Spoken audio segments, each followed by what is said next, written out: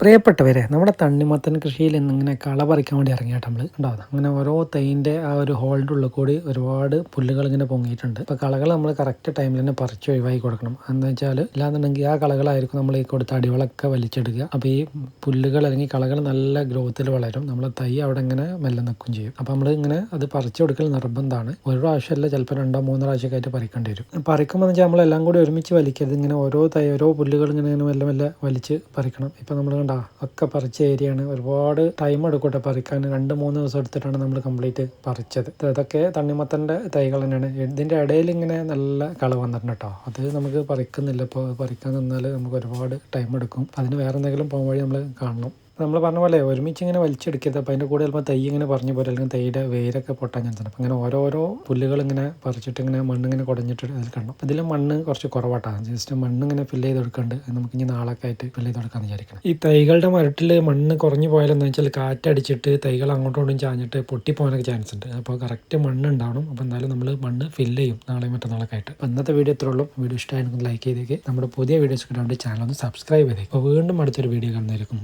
By.